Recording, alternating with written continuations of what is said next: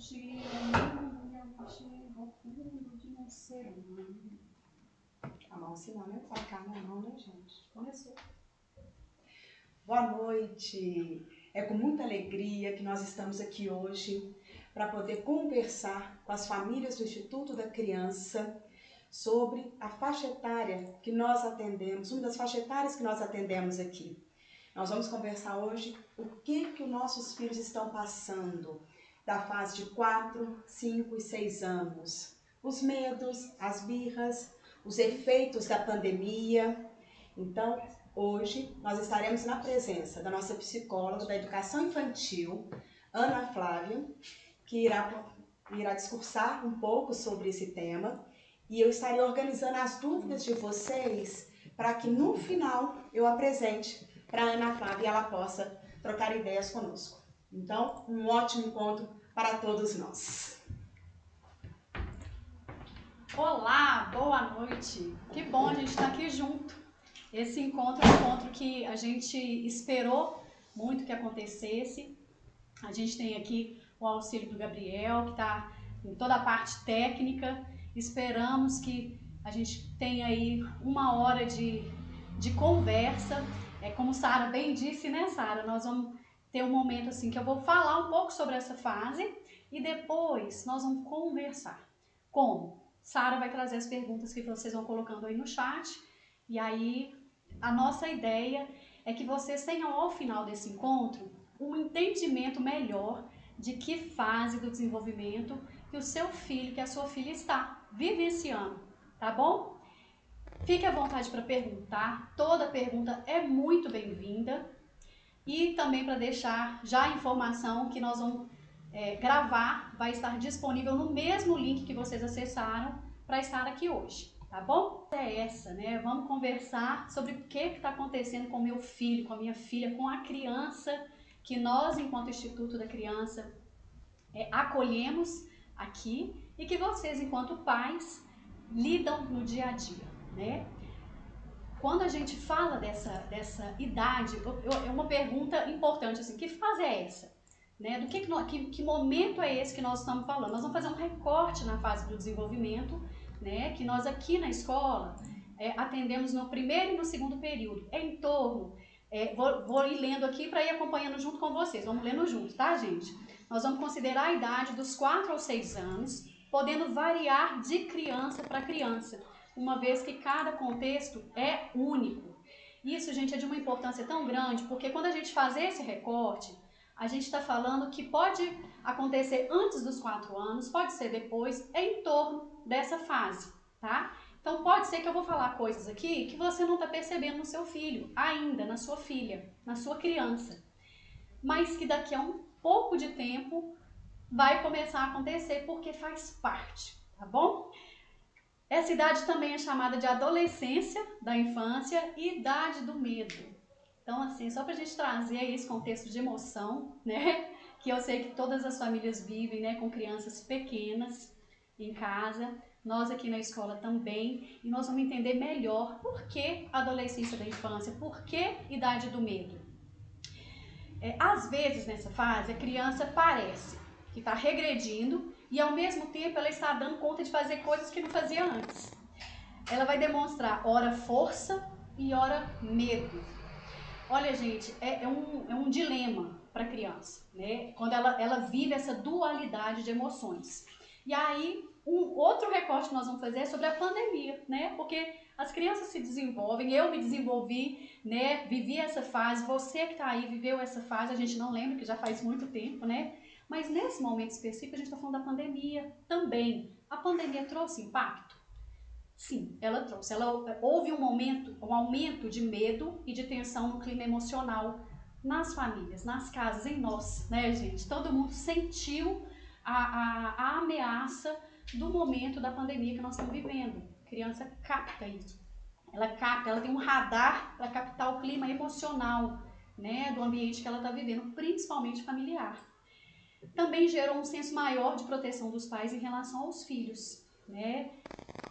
Se os pais já tendem a proteger, num contexto de pandemia, certamente essa proteção tende a ser muito maior.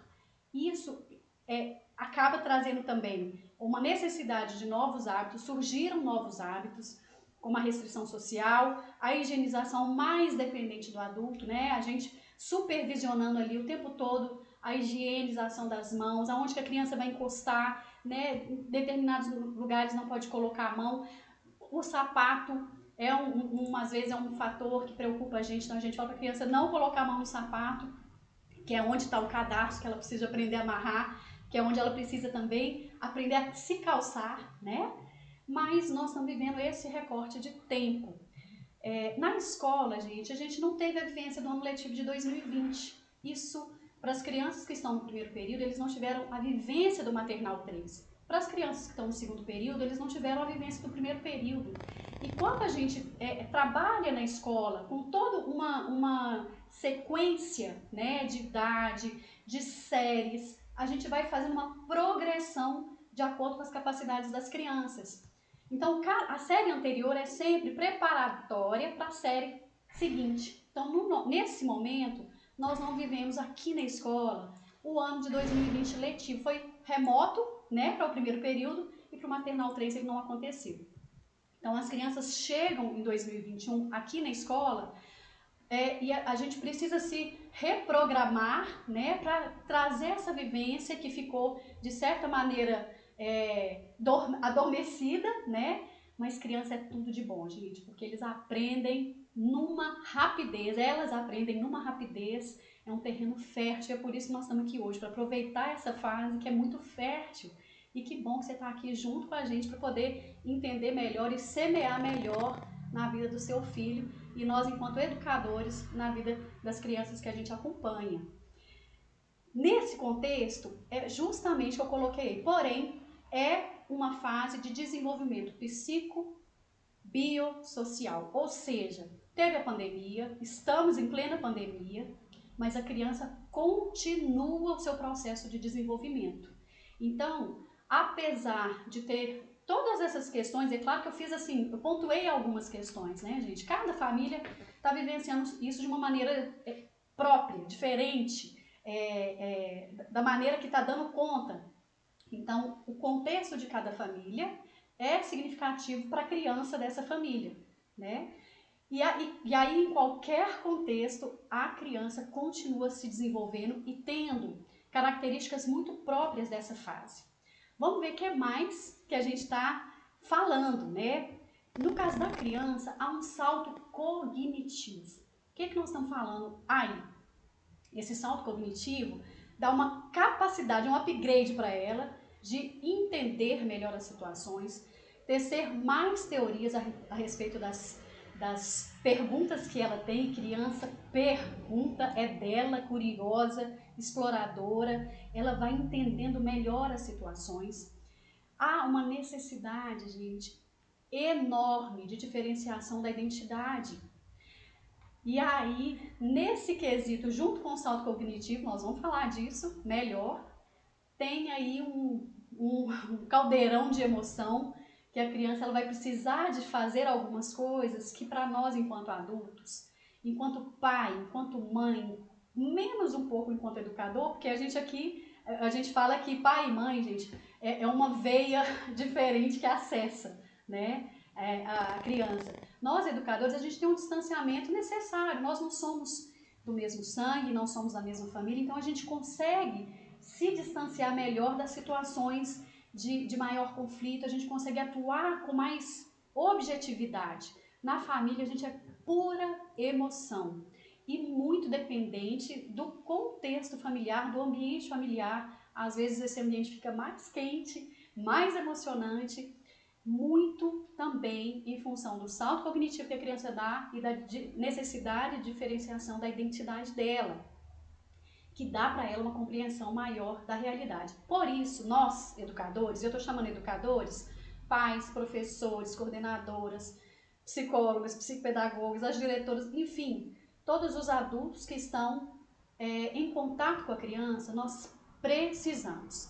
Escreve isso aí, põe um lembrete para despertar no seu celular todos os dias, de manhã. A gente precisa de atualizar, uma atualização de quem é esta criança hoje. quais as necessidades e as possibilidades dela hoje. Por que isso, gente? Porque a criança, essa fase do desenvolvimento, esse salto cognitivo, ele se dá numa rapidez que muitas vezes a gente não acompanha essa mudança, esse crescimento, esse desenvolvimento da criança. Então, muitas vezes a gente continua atuando com ela como se ela tivesse 3, como se ela tivesse 2, como se ela tivesse 1, às vezes como se ela estivesse ainda na maternidade. E isso não é exagero. Dependendo do contexto de vida da criança, a gente fica preso em alguns momentos de mais tensão, de mais necessidade, e enquanto isso a criança continua se desenvolvendo. Então nós precisamos de atualizar a nossa percepção a respeito dela. Que história que é essa de adolescência na infância? É especificamente a diferenciação da identidade. É quando a criança descobre que ela tem opinião diferente do pai, diferente da mãe. Ela tem a opinião dela. Ela já dá conta de fazer muitas pequenas coisas sozinha. Inclusive, ela decide empacar em alguns momentos, que é aquele momento que não podia de jeito nenhum. Situações que antes eram tranquilas, né? A hora de comer, principalmente, né? As crianças que estudam à tarde, na hora do almoço, empaca para comer, se vestir, acabou de acordar, tem escola, mas eu quero aquela roupa, eu não quero essa. Às vezes acontece uma guerra dentro de casa, minutos antes de chegar aqui na escola, quando a escola é de manhã, né? Ir tomar banho, a criança não quer, e aí é um momento de muita emoção. Ir para a escola, né? Às vezes aí nós vamos ver também por que a criança ela pode, né, estuda na escola desde o maternal 1.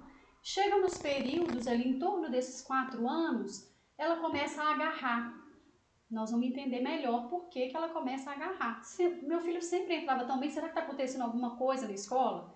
Nós vamos sondar tudo isso, mas tem uma questão importante dessa fase do desenvolvimento que explica isso pra gente. E você vai entender isso hoje. As crianças testam as regras e as posições hierárquicas, principalmente com os pais, que é o vínculo ultra forte.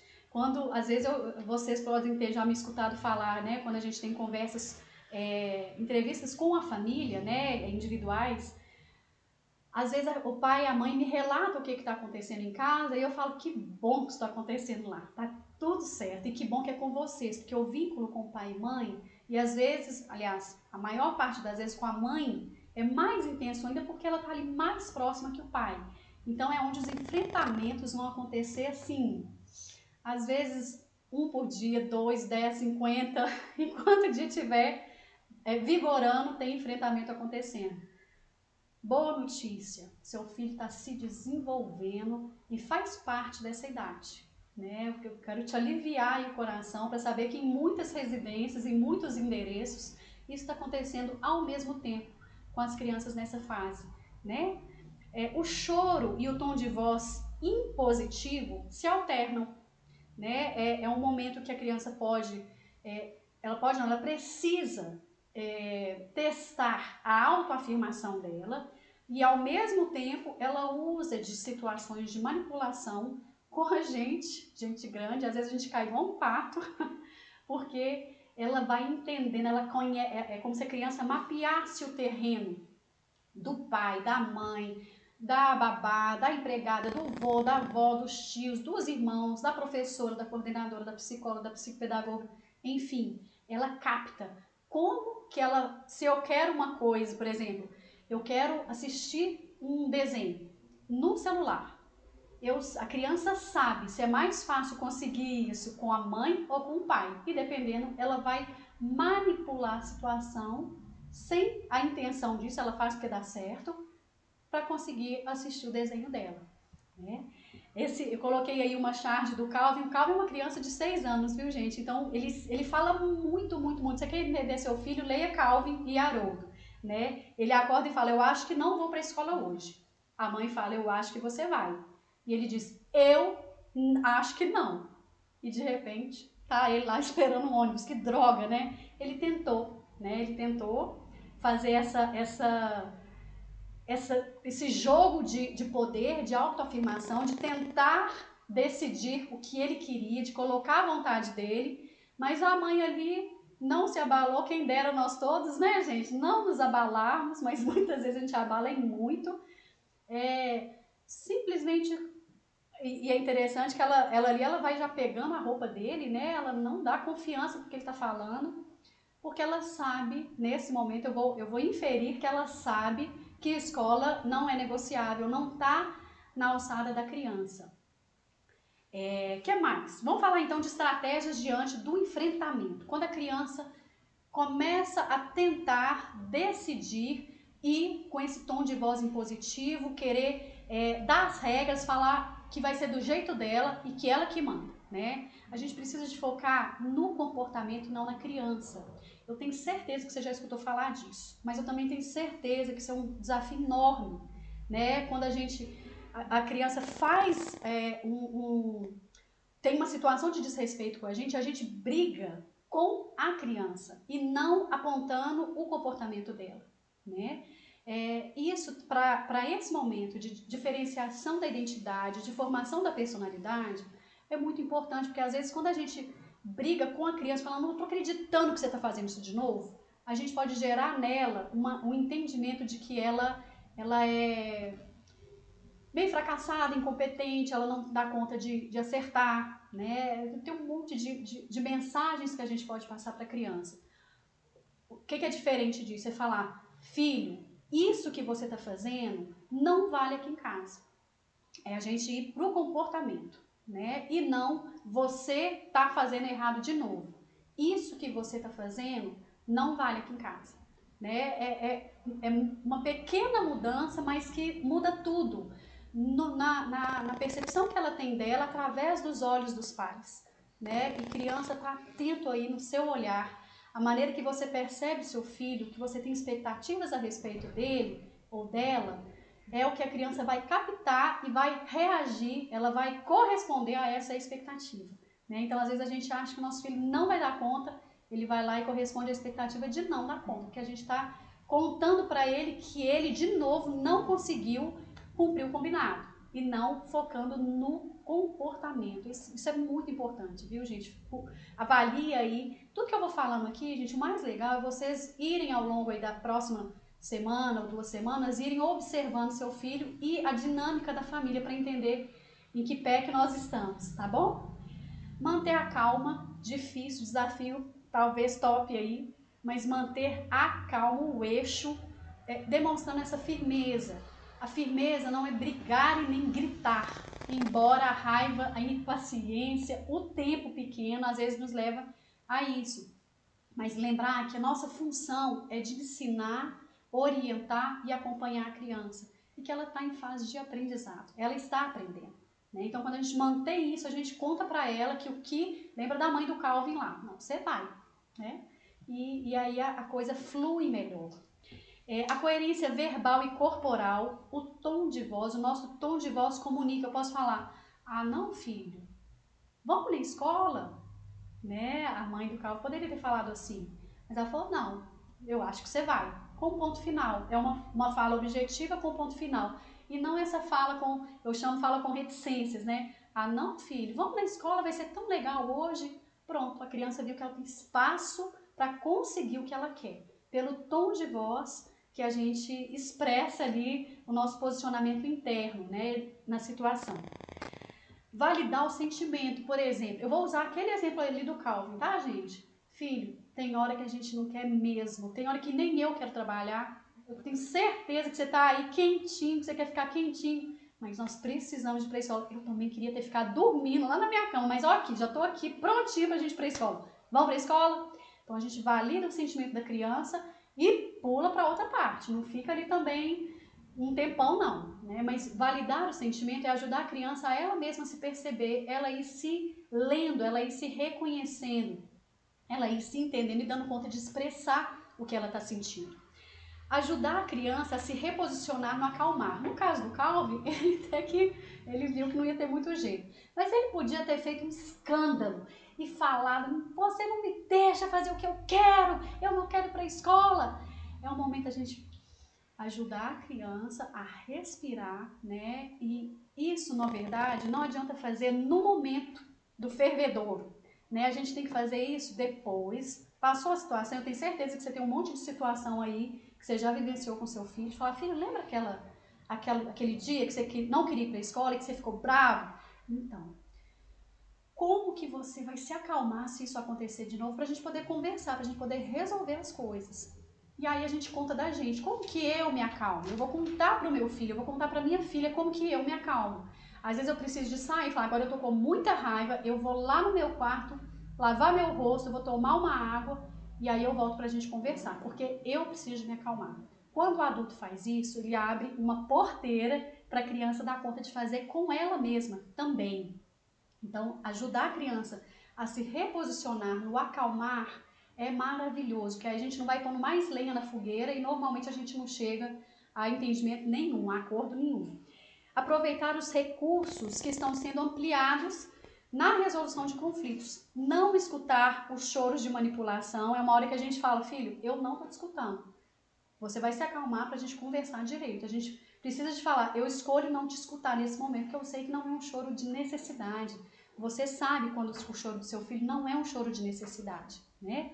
Então, não escutar esse choro é muito importante, já combinando isso com ele, num momento de calmaria, que quando ele fizer isso, eu escolho não te escutar, filho. Escolho não te escutar, filho, até você se acalmar e a gente poder conversar. Até eu me acalmar e a gente poder conversar. E demonstrar que a criança dá conta de se acalmar e resolver conversando. Aqui na escola a gente faz isso muito, né? Você já dá conta de conversar, vamos acalmar para você me falar o que está acontecendo. E é impressionante, gente. Quando eu falo que a veia é outra, né? Que pega, que liga a criança ao educador, a nós aqui da escola, que a criança ela tende a responder a essas conduções com muita rapidez. Ela se acalma. E ela fala, é porque eu não quero fazer isso agora. Eu entendi que você não quer fazer isso agora, mas aqui a gente precisa de fazer isso. Depois a gente vai conseguir um momento que a gente faz o que você está querendo. Se der. E a criança responde a isso, porque ela precisa de norte. Criança precisa de norte. Norte é pai, mãe, professor, educador. Somos nós. O que mais, gente? Olha aí. Olha que situação. Um alerta fundamental para cada estar no seu lugar. Essa imagem, tem um fotógrafo que há uns tempos atrás, ele fez essa brincadeira, né, obviamente no Photoshop, e aí dá pra gente uma noção muito estranha do que pode estar acontecendo infinitas vezes dentro da nossa casa. E às vezes aqui na escola, nós enquanto professores e educadores, a gente precisa estar muito atento para a criança não tomar o lugar do adulto. E isso, gente, é uma das situações mais importantes nessa fase, porque os pais, eles estão aqui, acima, e a criança está abaixo. Isso não é porque ela é menor, pelo contrário, é porque ela precisa de ser guiada, orientada, norteada. E se, num momento de birra, de enfrentamento, ela ocupa o lugar de quem vai decidir, porque a gente está cansado, que deixa ele fazer do jeito que ele quer, deixa ela fazer do jeito que a gente quer, e a gente inverte essa posição, esse lugar para a criança é horrível. Embora ela ache que ela está podendo muito, ela fica desesperada ali. Então ela vai precisar de aprontar mais ainda para os pais que vieram aqui para baixo voltarem para o lugar deles e falar, não, agora chega, né? A gente dá um ponto final. E a criança volta para o lugar aliviada. Ela só falta juntar a mãozinha e falar, papai, obrigada porque você me ajudou a voltar para o meu lugar. A criança pede isso de muitas maneiras. Então esse é um alerta fundamental. E estratégias nesse momento de muita força da criança, que é o momento que seu filho está vivendo, que a sua filha está vivendo, que a criança que a gente acolhe aqui no IC está vivendo. A gente precisa aproveitar essa força, essa vontade de dar conta. A criança muitas vezes fala, eu quero fazer sozinho. Não, não quero ajuda. Então a gente incentiva as ações de independência dela, para ela se sentir cheia dela mesma. Isso a gente vai aumentando a autoconfiança dela com aquilo que ela já dá conta de fazer. O que ela já dá conta de fazer? Seu filho te dá dica disso, sua filha te dá dica disso, do que ela já dá conta. Aqui na escola, as crianças nos dão sinais, às vezes, muito claros, falando pra gente o que ela já dá conta de fazer. E a gente entrega essa parte para a criança fazer, essa pequena responsabilidade. Muitas vezes a gente precisa de cuidar para que a necessidade de dinamizar a rotina, a logística de casa, não se sobreponha à necessidade da criança de fazer a parte dela. A criança precisa de ter clareza o que cabe a ela fazer. Então, quando a gente vai naquela outra parte que a gente falou de atualizar o nosso olhar para o nosso filho, para a nossa filha, para a criança hoje, a gente está buscando entender o que ela dá conta. Então, se ela dá conta, eu coloquei algumas situações até para a gente estimular a cooperação, que é maravilhoso, a gente vive em comunidade, né? Então, se a criança sujou, seu filho, eu tenho certeza, já dá conta de limpar. Às vezes, a gente vai fazer uma baguncinha ali, você vai ter que fechar o olho, depois você vai lá e limpa de novo, mas para ela ter a experiência de que o que eu faço, a minha ação, tem uma consequência ligada a ela. Isso é uma das... A consequência estar ligada à ação, a gente chama isso de sanção por reciprocidade. Tudo que a criança faz, né? Ela brincou, ela precisa de guardar os brinquedos, porque foi ela que brincou.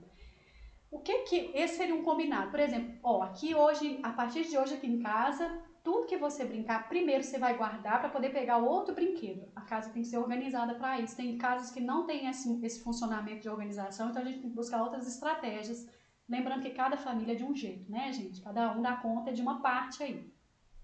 Mas quando a criança brinca, e o combinado é ela guardar e ela não guarda, qual que é uma consequência natural e ligada a essa ação? Então, eu vou guardar esse brinquedo num lugar que você não vai poder pegar, e mesmo que você consiga pegar, você não vai pegar, você vai perder o direito de brincar com ele, porque você brincou e não guardou. Quem guardou fui eu.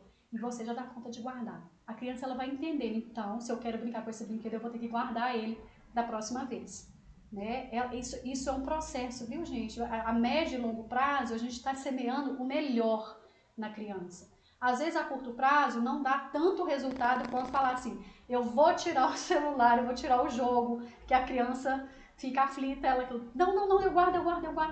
Mas ela vai aprendendo a fazer uma análise de risco, muito parecida com o que a gente faz quando a gente está dirigindo, a gente para num sinal vermelho, 11h30 da noite, a gente olha para ver se tem polícia, não tem, a gente fura o sinal. A gente está calculando risco. A gente sabe que está errado, pela lei está errado, mas pela minha proteção vale a pena. Se tiver um policial lá para multar, ou se tiver uma câmera de avanço de sinal, eu não vou fazer, porque eu aprendi a calcular risco. Infelizmente, a gente ensina isso para os nossos filhos, quando a gente vai fazendo trocas com situações que não tem nada a ver com a questão em si, a situação que a criança está vivendo. As atividades escolares que são da criança, que ela já dá conta de fazer, às vezes pela logística, a gente não deixa que eu corto, filho. Não deixa não. Deixa ele cortar errado, cortar torto, cortar do jeito que for. Mas deixa ele fazer. Porque ele está aprendendo que aquilo ali é dele. A gente está dando para a criança senso de responsabilidade. É meu, eu faço. E às vezes a gente tem um senso de estética muito intenso, fala, meu Deus, tá horroroso, não, deixa eu cortar aqui essa partezinha. Faz isso não. Deixa seu filho viver o processo que é dele, deixa sua filha vivenciar a caminhada, a trajetória que é dela. E é dela, é da criança.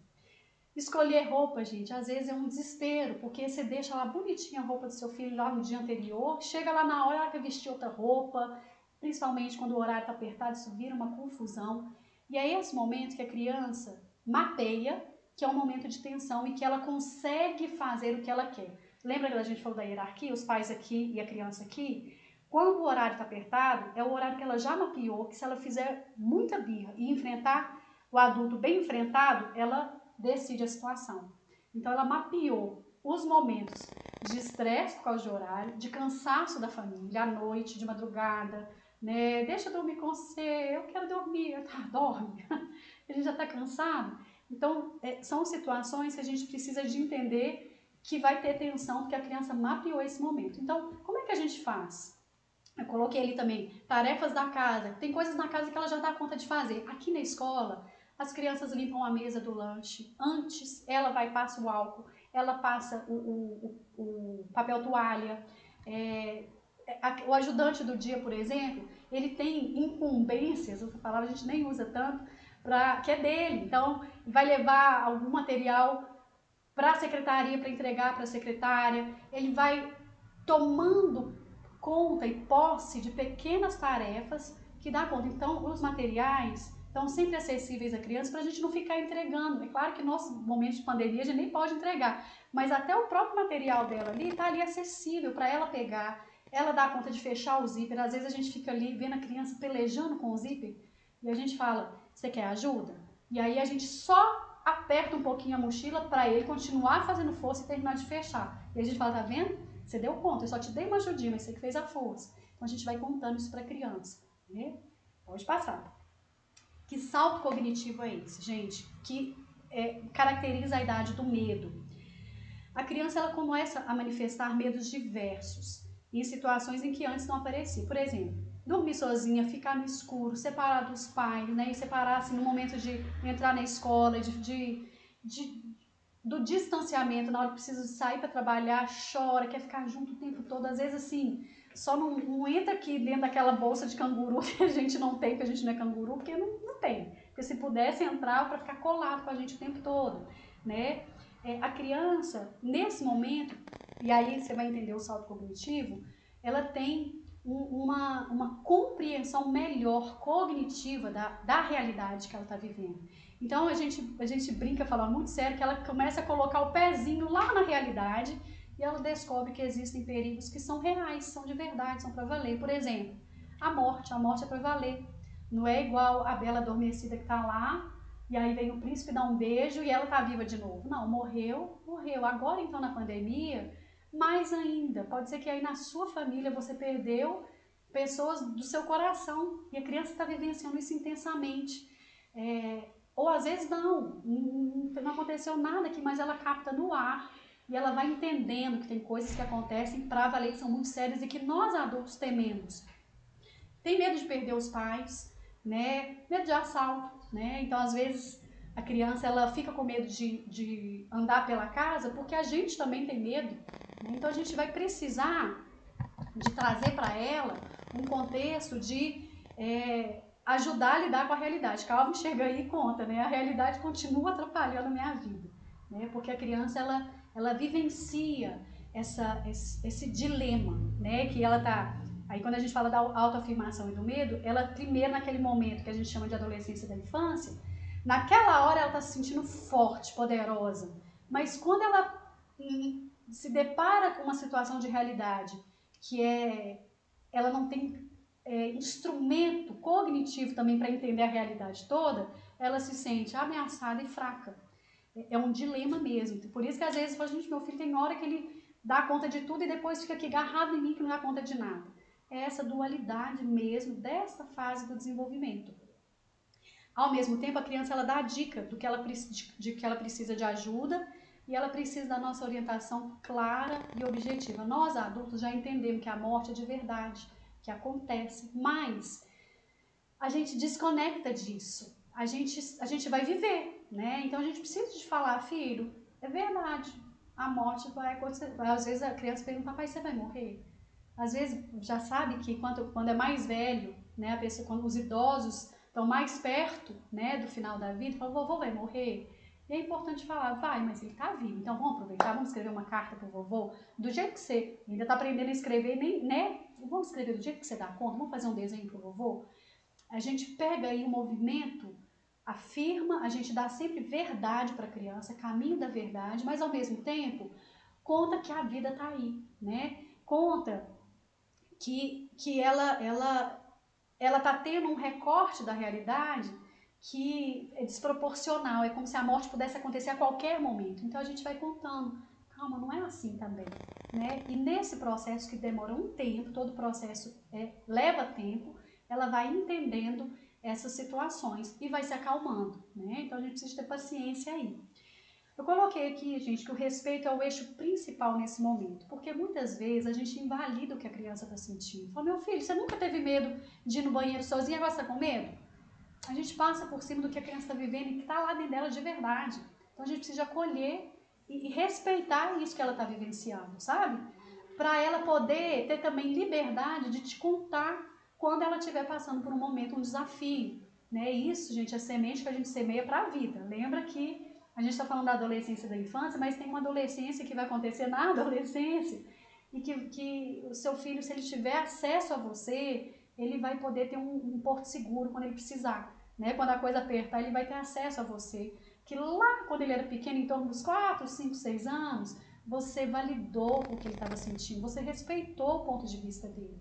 Então, já está semeada essa semente para lá na frente ele se sentir respeitado e com confiança de chegar até você. A gente está fazendo aqui um chão de confiança para pisar e a gente está bem firmado nele. E nesse caso, os pais precisam ser os referenciais de autoridade, ao mesmo tempo que permitem a autoafirmação do filho e o acolhimento no momento de medo. Eita, gente, essa medida é difícil. Eu sei que é difícil, ela é difícil para todos nós, mas ser referência é saber que meu pai, minha mãe, quem está comigo, a minha professora, está atento à minha necessidade. E se é baixar minha bola, ele vai me ajudar a baixar minha bola. Mas se é me acolher porque eu estou aqui achando que eu vou perder meus pais para sempre, falar, não, tá tudo bem, vai ficar tudo bem. Né? A gente vai contando isso para a criança, referência de criança é pai e mãe. Em qualquer contexto que seja, tá? Em qualquer contexto, e aí eu falo, né, em situações de casais que se separaram, não muda, a referência continua sendo pai e mãe, sempre. E na infância nem se fala, né? E ensinar outra parte da realidade, o que está no nosso alcance. Então, filho, quando eu falei, vovô tá vivo, então vamos fazer um desenho para ele? Mamãe, se entrar ladrão aqui, ó, então vamos trancar tudo, trancando, tá tudo trancado? Pronto, agora a gente vai descansar, vai dormir e vai confiar, tá tudo bem. Então a gente conta a outra parte da realidade que a criança não alcança, tá bom? Combinados, né, mais estratégias aí. Os combinados, gente, valem ouro. Quando a criança tem combinado claro para ela, ela sabe pelo que esperar. A rotina antecipada também tem uma função de organizar a criança. Quando a gente vai construindo isso com a participação ativa da criança, escutando as ideias e opiniões dela, a gente está transmitindo o nosso respeito a ela nessa fase do desenvolvimento e a gente está engajando a criança no zelo pelo combinado, pela rotina, pela regra. Ela vai querer fazer, ela vai querer cumprir porque ela foi escutada. A opinião dela teve lugar, né, nessa família. Tem coisas, gente, então a gente vai precisar de diferenciar o que a criança pode decidir, o que não está na alçada dela. Tem coisas que nós não vamos entregar na rotina, por exemplo, da casa, horário de dormir, horário de comer, horário de ir para a escola, isso é do adulto. Mas o horário de fazer atividade da escola, o horário de brincar, o horário, esses horários que a gente pode mudar de lugar e a criança pode escolher como ela quer, a gente deixa ela escolher, porque não vai trazer nenhum prejuízo para ela, sabe? E aí ela vai falar, tem meu dedo aqui nessa rotina, eu dei minha opinião, então eu vou querer fazer. É claro que isso não vai ser o tempo todo, né? Ela vai querer fazer o tempo todo, mas ela vai estar mais engajada do que se a gente entrega pronto, ó, vai ser assim, assim, assim. Né? E quando a gente antecipa, a gente programa o senso da criança de também ir fazendo aquilo que ela construiu junto e que ela já espera que aconteça. Aí vai ter a hora do aperto, né? A hora que ela não vai querer fazer. A gente precisa, nesse momento, lançar a mão dos combinados. Filho, qual que é o nosso combinado? Né? Por exemplo, sobre o almoço. Eu faço a minha parte, você faz a sua. Qual que é a sua parte? E aí a criança não quer fazer. Então, você está escolhendo não fazer a sua parte. E aí entra essa outra parte da criança saber quais as consequências da quebra dos combinados. Isso tem que ser falado. Não dá para ser na hora, eu vou tirar aqui uma ideia da minha cabeça.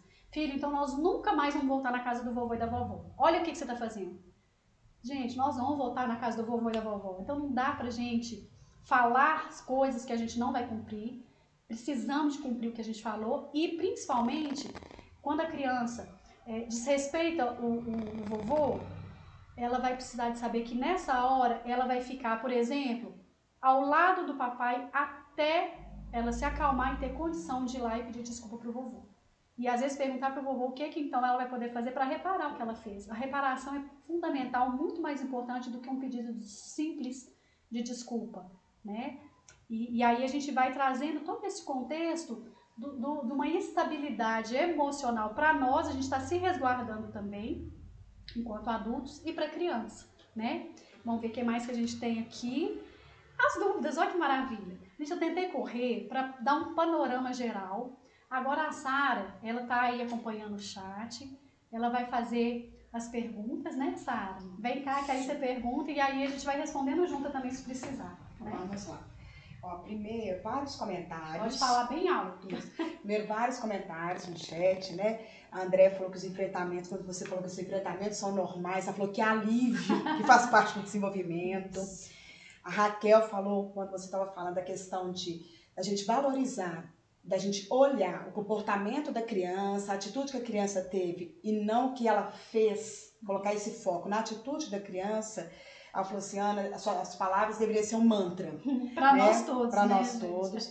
E aí tem 3 questões aqui, tá? Uma, a Vivian fala que, pergunta se quando eles se tornarem adultos, se melhora a questão dos enfrentamentos, se isso passa, que está difícil. Tem uma música do Brega, né? Mas tudo passará, vai passar, gente. É um processo de diferenciação da identidade. Eu vou aproveitar, Sara, para dizer que cada momento de enfrentamento nessa idade acontece pequenas rupturas na relação. E nessa ruptura a criança percebe o que ela quer, o que ela sente, que ela tem opinião, que ela tem voz e que ela não está colada na mãe, principalmente a mãe, né? E no pai. Quando ela sente isso, ela vai tendo esse processo de diferenciação da identidade. Vai chegar um momento, e isso vai acontecer, vai passar lá na frente, ela vai vivenciar isso de novo na adolescência. Espera-se, Vivian, que quando ela se tornar adulta, ela tenha passado por todo esse processo e ela dê conta de saber quem ela é, de saber para onde que ela vai, quais são as escolhas que ela vai fazer e as consequências que ela vai precisar de lidar. E aí ela vai precisar de enfrentar ninguém, ela vai precisar de enfrentar a vida dela com ela mesma e pedindo ajuda, né? Porque a gente ensinar a pedir ajuda é uma maravilha. E nesse momento é importante a criança aprender a pedir ajuda também. Deixa eu te falar, nós pais, às vezes a gente quer ajudar sem ela ter pedido ajuda. E ela quer fazer sozinha. Então deixa ela fazer sozinha. E aí, assim, filho, eu tô aqui, se você precisar da minha ajuda, eu tô aqui, é só falar. E falar de verdade, não como uma ameaça ou como como se fosse falar que ela não dá conta. Eu tô aqui, filho, tipo assim, você não vai conseguir, eu tô aqui pra te ajudar. Né? É ser real isso. E deixar, e mesmo que você precisar de segurar sua mão, sair de cena, vai lá na cozinha, vai espairecer, para ela ter a experiência, inclusive de não dar conta e de pedir ajuda. Isso é um aprendizado para a vida, quando a gente consegue aprender a pedir ajuda na vida, né? Então a gente pode semear essa sementinha. É um processo doloroso, mas que precisa passar para a construção da identidade, né, Ana Flávia? A Isabela Legitima gostou muito do uso da história do Calvin, falou que representa os dias da vida dela. Leiam Calvin. Né? E a Ana traz 2 perguntas. Uma que ela vivencia o contexto contrário em relação aos enfrentamentos. E sim de uma excessiva submissão, que acata muito a vontade da mãe. Então ela fica preocupada com isso. Ela gostaria que você comentasse sobre isso. E aí ela colocou outra pergunta também. Queria que você falasse um pouquinho, até nem foi uma pergunta, pedi para você falar um pouquinho sobre o quê? Que com a pandemia, com nós, né, mães, pais dentro de casa, em home office, a criança ficou muito dependente, até fisicamente da mãe. Acho que todos nós passamos por isso, né? Então, que a dependência absurda. A Raquel também concordou. Então, elas queriam que você falasse um pouquinho sobre isso. Tá ótimo. Então, vamos falar primeiro da submissão, Sara, porque vai acontecer isso mesmo. Às vezes a criança, não dá para generalizar por que isso acontece, porque cada caso é um caso. Ela vai precisar da gente fazer o efeito, sabendo dessa necessidade da diferenciação da identidade dela, a gente vai precisar de facilitar essa percepção para ela. Filho, o que você acha do seu desenho, por exemplo? Às vezes a criança pede o tempo todo que o adulto fala: mãe, o que você achou? Mãe, tá bonito, olha que roupa que eu uso, o que eu como, o que eu faço. Tudo é o adulto que decide. O que você acha melhor? Então, qual o suco que você gosta mais?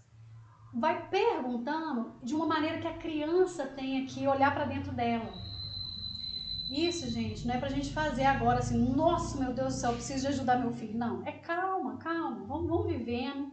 As oportunidades vão surgindo naturalmente. Se você estiver atento a isso, você vai conseguir reverter essa submissão em posicionamento. Isso na escola a gente tem um terreno muito fértil, porque às vezes a gente tem uma criança que cede demais para a outra e a outra impõe muito. Então, assim, é a fome com a vontade de comer.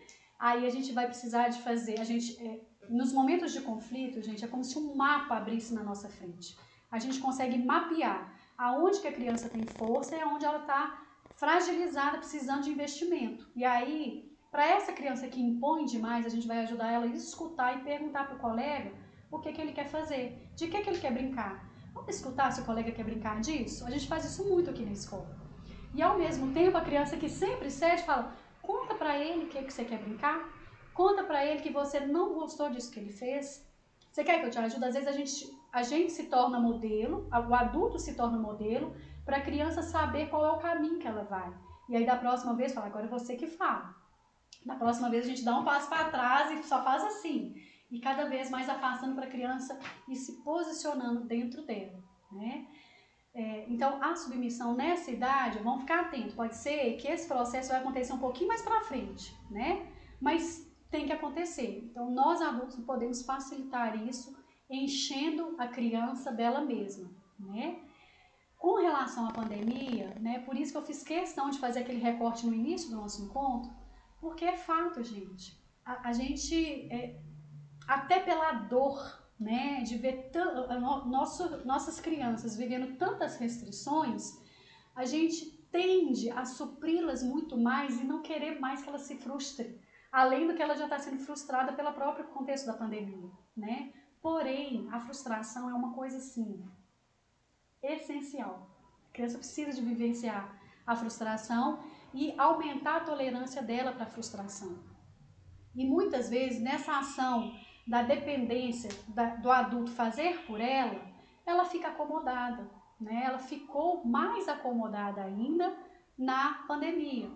E a gente também, porque a gente fica seguro que a gente está fazendo muito bem feito para a criança.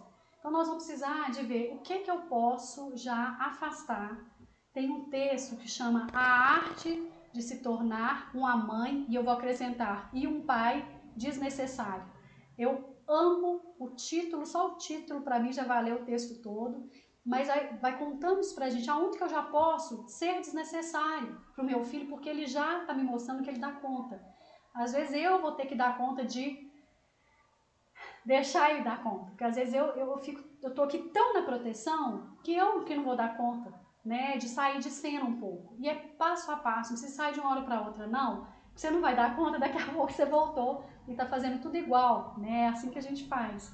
Não é só aí não, aqui também, né? Nós estamos tudo aí na mesma condição de ser gente. Então a gente precisa de ir afastando, passo a passo, deixando a criança tomar o palco da situação, passo a passo, para ela ir também tendo a percepção da autoconfiança dela, né?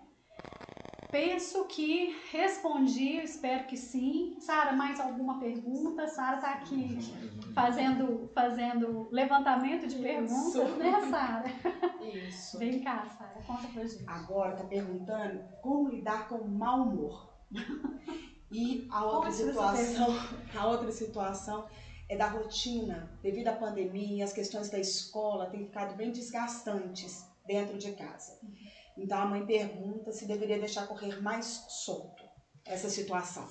Tá. Mau humor, primeiro eu vou perguntar assim, eu enquanto adulto sei dar conta do meu mau humor? Essa é a pergunta que a gente não quer olhar para ela, mas ela é importante. Porque se eu dou conta, eu tenho caminhos dentro de mim que sinaliza para o meu filho fazer esse mapeamento da situação. A Sara tá falando assim, pós-aula, né? Quando volta para casa, é isso, Sara? Isso. Então, pode ser que ela tá cansada, pode ser que ela tá exausta. Gente, as crianças ficaram muito paradas. Então, a escola, para quem já tá aqui, né, e primeiro e segundo período estão na escola, às vezes é muito cansativo. E às vezes a criança não quer ir embora da escola. Então, ela pode estar de mau humor, porque ela gostou demais da escola, porque ela tá cansada, porque ela tá com fome, né? A gente precisa de suprir necessidades básicas, sono, fome, ir ao banheiro, fazer xixi, fazer cocô, às vezes ela tá ali irritada, né? Então, mapeou as necessidades. Lembra quando era bebezinho que a gente faz aquilo? Por que tá chorando? Não, mas eu já troquei fralda, eu já dei de mamar, né? O que é? Então, é de outra ordem. Se é de outra ordem, a gente lembra que seu filho, sua filha já tem o recurso da fala. Pode ser que é uma fala mais desenvolvida, pode ser que é uma fala menos desenvolvida, mas é um momento até mesmo de estimular essa expressão. Filho, o que aconteceu? Você já comeu? Você já descansou? Você está com sono? Pode dormir, nós não vamos conversar. Às vezes o pai e a mãe, a gente ouve isso muito aqui. Meu filho não conta nada do que aconteceu na escola. E aí, às vezes, quando sai da escola, há quase que um inquérito, né? Sobre o que aconteceu, como é que foi seu dia, me conta, você brincou com fulano. Só falta a criança falar assim, mãe, eu tô offline, não quero falar nada, eu quero descansar, né? Então, mapeia seu filho. Gente, tem uma habilidade que nós precisamos de investir no desenvolvimento dela em nós, que é diferenciar a necessidade da criança e a vontade da criança. Quando a gente consegue entender qual é a necessidade da criança e a gente ajuda a criança a suprir essa necessidade, acalma, ela sente que ela tem proteção, que tem alguém olhando, atento e cuidando dela, né? Então, nesse aspecto, muitas vezes a gente fica mais preso à vontade, quer, não quero, vou, não vou, da criança, e ela vai falar, né? Aqui na porta da escola, vocês sabem disso, tem o carrinho da pipoca, que dá um livro o carrinho da pipoca, né? Às vezes a criança vai falar que ela quer. Filho, eu estou entendendo o que você quer. Mas hoje não é dia da pipoca. Lembra do nosso combinado? Por isso que combinado salva a gente na hora do aperto, né? Então, para tudo que a gente puder ter combinados com a criança, que fique claro para ela qual é a regra, e nós adultos zelamos pela regra, a gente tem uma chance muito boa de, mesmo que a criança fique contrariada, ela entenda que há ali um senso de justiça e que é assim que é a vida, né? A vida é dura, né? O que mais, Sara? Isso. Mais uma coisa, estão falando que Deus está dando certo, atribuição de tarefas em casa, quem já faz isso em casa está dando testemunho que dá certo. Então, te pedindo para repetir o nome do texto e a autora, ou autor. Tá, eu vou colocar esse texto no grupo dos pais, tá? Aqui do Instituto. Chama A Arte de se tornar uma mãe desnecessária. Pais, leia pais também. Mãe e pai desnecessário. E muitas vezes nós, enquanto educadores, também vamos precisar de aprender essa arte, né? Entender aí aonde a criança dá conta. Eu quero só aproveitar isso, porque conversando com uma professora que ano passado estava no Maternal 3 e esse ano está no primeiro período, ela contando que ela achava que as crianças iam chegar na escola com uma dependência maior e uma infantilização, né? Pelo contexto da pandemia, pelo contexto da idade, de não ter vivenciado Maternal 3, né, na escola. E aí ela se surpreendeu, porque ela falou, olha, e eu estava na porta da sala, ela falou assim, olha aqui, como que eles estão dando conta de tudo, cada um ali fazendo, cuidando das suas coisas, né? Eles estão dando conta. E ela falou, isso me surpreendeu, porque eu achei que não ia ser tão fácil assim. Lembra que o terreno da sua criança está fértil e vale a pena você investir nessa questão das tarefas em casa. Ela se sente importante, ela se sente pertencente, né? E ela não vai aparecer só na hora que ela faz uma coisa errada. Ela vai aparecer na hora que ela está sendo adequada e contribuindo, cooperando para essa vivência em sociedade. Tão pequena, mas já podendo tantas coisas, né? Ana, foi ótimo você ter falado isso, porque tem mãe perguntando como que vai trabalhar o retorno às aulas presenciais, quem ainda não veio, esse descompasso entre a expectativa da criança com o que vai acontecer realmente aqui, né? As diferenças, adaptações que a gente teve que fazer devido à pandemia. Ela está perguntando isso, e uma pergunta que não foi respondida, que eu cheguei a falar da dependência física. Tá? O excesso de dependência da criança. Tá bom? Olha, com relação ao retorno à aula presencial, muitos de nós, né, e eu falo nós porque também somos mães e estamos aqui nesse contexto também de educadora aqui na escola, a gente já vivenciou o retorno dos pequenos à escola, né, e realmente esse ajuste de expectativa e realidade, ele é super necessário. Por quê? As crianças que ainda não retornaram, que vão voltar agora do primeiro ano, né, nós estamos aqui na torcida organizada para dar tudo certo e fazer dar certo, como a gente está fazendo dar certo do infantil. A gente precisou de ajustar. A criança ela vem achando que ela vai encontrar a mesma escola, o mesmo uso dos espaços, a mesma relação com os colegas, e não vai ser, né? Então a gente precisa de ir contando. que as cadeiras vão estar mais separadas, que o uso de máscara realmente nós fazemos valer juntos e a criança responde a isso. A gente está encantado de ver o quanto que as crianças estão fazendo uso da máscara e uma ajudando a outra, olha, tampa o nariz. Às vezes a criança tira a máscara, cuidado com o coronavírus, coloca, isso primeiro período, viu? A gente coloca a máscara, a criança coloca. Então eles mesmos vão se regulando. Então a gente precisa de contar que tem sim, a entrada na escola é diferente, a gente vai contando isso, mas despreocupem também, porque esse é um trabalho conjunto, é da família e da escola. Não tente também suprir seu filho de todas as necessidades, porque vai ter coisa que vai caber a nós enquanto escola. Confia, né? Às vezes você está vendo aí que seu filho está com alguma questão mais específica, conta pra gente, né? Conta pra coordenação, pra psicóloga, ou eu, ou Dirce, né? Que acompanhamos aí as crianças aqui na escola, pra Ana Paula, psicopedagoga. Nós temos uma equipe aqui à disposição. Com relação à dependência física, então eu vou tentar entender o que é essa, vou imaginar aqui o que é dependência física. É eu fazer para a criança o que ela já dá conta de fazer, num contexto assim, muito eu tomando o lugar dela. Eu vou chamar a Sara que ela levantou, que eu tô achando que ela quer esclarecer melhor, ela tem informação privilegiada. Então, isso, fala muito rápido, né? Pouquinho, né? Como é que vai adivinhar? Mas é essa dependência física, que a criança não quer fazer nada sozinha e tem que estar, nossa gente, como eu tô vivenciando isso, e tem que estar onde a mãe está. Ah, tá. Então colada, não vai nem sozinha, né, gente? Pra nenhum lugar. A mãe tem que estar lá junto a todo momento, a mãe é o brinquedo. Tô falando disso com tanta propriedade, né? Então, pra você discursar sobre isso. É tão bom quando a coordenadora tem um filho da idade do seu filho aí, que ela tá sentindo na pele, né, gente? E aqui no momento, as duas coordenadoras do infantil, né, dos períodos. Então, lembra da frustração? Nós vamos ter que propor para a criança situações de frustração, de estar, eu vou usar o mesmo termo que eu usei agora, brincando agora há pouco, estar offline, estar indisponível para o seu filho, para sua filha. Porque quando a gente vê essa situação da criança muito dependente, colada na gente, enquanto mãe, enquanto pai, a gente fica sufocado. Isso é natural, né? Você não precisa de ficar assim, meu Deus, mas é minha filha, eu não posso falar que eu não quero ficar perto dela. Pode falar que você precisa de tempo, que você precisa de espaço, que você precisa de cuidar de você cuidar do seu filho, você cuidar da sua filha. Pode falar, porque a criança já está sentindo isso, ela já está captando no ar. Então, quando a gente fala, a criança entende também. Fala, filha, agora eu não dou conta, eu preciso de um tempo só comigo. Eu vou lá para o meu quarto, eu vou descansar. É claro, você vai cuidar da segurança, da saúde do seu filho num lugar protegido, cuidado por você. Filho, agora você vai ficar aí e a mamãe vai descansar. O papai vai descansar, o papai vai trabalhar, né? Não posso agora ficar com você porque eu não tô bem. Por isso que é importante a gente também validar o nosso sentimento em voz alta com a criança. Porque ela vai falar, então, mamãe tá precisando mesmo de um tempo. Pode ser que você vai lá pro seu quarto, vai fechar a porta e de 1 em 1 minuto vai bater lá, mãe, deixa, é processo, gente, processo é processo. Não muda de uma hora para outra, não.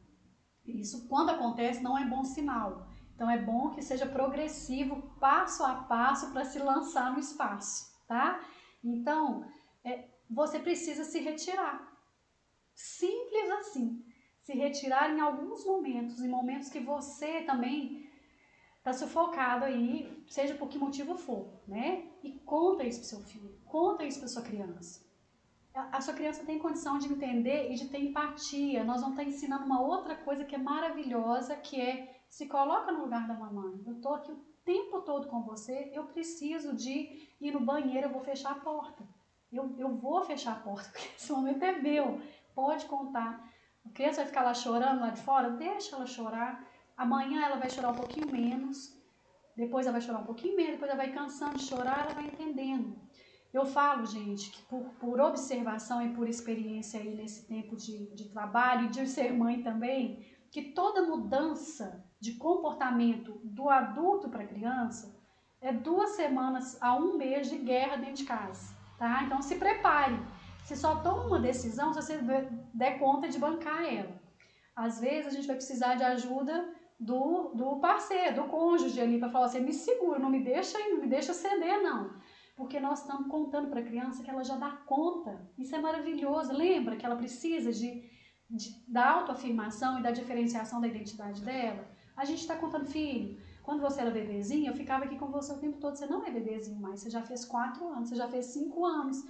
Conta a idade dele e o tanto que você vê das conquistas, os progressos que a própria criança já consegue perceber. E ela comparar ela com ela mesma. E ensinar isso para o seu filho é fonte de sabedoria para ele mesmo. Nossa, é mesmo, eu não dava conta. Quando eu era bebê, e aí o projeto Eu Cresci Bastante, ajuda a criança a ver isso. Né? Quando eu tinha 1 ano, o que eu dava conta? Agora eu já dou conta de muito mais. E a gente aposta na criança. E a arte de ser desnecessária vai saindo de cena, combinando isso com ela, vai dar certo, viu? Vai dar uma suadeira aí, mas vale a pena. Esse investimento vale ouro. Mas alguma questão aí, sabe? Não, que a parte, gostaria de dizer que a parte mais bombou aqui no chat foi essa da dependência, né, gente? E ali tá falando que uma mãe deu testemunho, falando que depois que voltaram às aulas presenciais, que isso já deu uma diferença enorme da criança já poder fazer, já ir ao banheiro, fazendo cocô sozinha e só avisando que fez, né? Até colocar vir para a escola, né? Nessa situação. Mas elas estão falando ali da questão do retorno das aulas, mas falando que elas realmente têm que trancar no banheiro. Tranque-se no banheiro. Trancar no banheiro para poder... Só combina antes, tá, gente? Não pode simplesmente desaparecer, não. Né? Combina antes. O combinado não sai caro, não é assim? Então combina antes, filho. Agora você já tá numa idade que eu já posso fechar a porta. Eu já posso até trancar. Se você não tem nenhuma arte, né, de abrir aí e dar conta, porque já vai dar conta de conseguir abrir a porta, né? Então eu vou trancar para você entender que esse momento eu tô offline. A rede caiu, né? Eles entendem isso super, né? A internet não caiu. Tem senha do Wi-Fi essa hora. É necessário, né, gente? É de sobrevivência para nós também, né? Enquanto mães e pais, né? Aqui tá falando, tá pedindo a você, né? Para realmente fazer mais vezes essas palestras, agradecendo. As perguntas ali agora se cessaram por agora. Né? Gostaria de dizer que a Ana Flávia pontuou sobre o projeto Eu Cresci Bastante, que é do primeiro período, de crianças de 4 anos. Não. E para eu falar do projeto do segundo período, que é Conhecendo Melhor a Mim Mesmo, meus colegas e professores, que também trata, né, com a complexidade diferenciada, adequada para a faixa etária de 5 anos. Né? Esses trabalhos são para isso. É muito legal. Né? Gente, o nosso objetivo é ajudar vocês a ficarem em paz, né?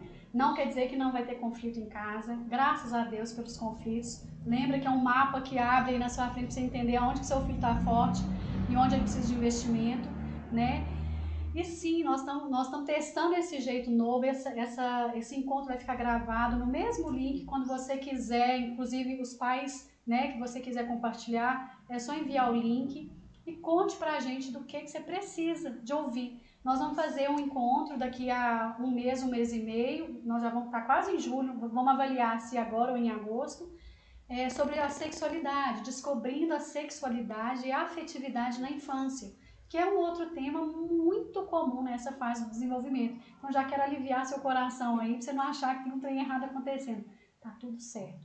Isso é sinal de saúde, isso é sinal que seu filho tá bem, tá em franco desenvolvimento, e nós aqui, né, Sara, a gente está acompanhando. Lembra que quando a escola favorece, né, essas questões das tarefas de casa e da dinâmica, é porque a gente aqui, a gente é imbuído da certeza de que a criança dá conta. Então a gente não dá nem opção para ela de não dar conta num bom sentido. A gente vai ajudando ela até ela mesma perceber que ela dá conta.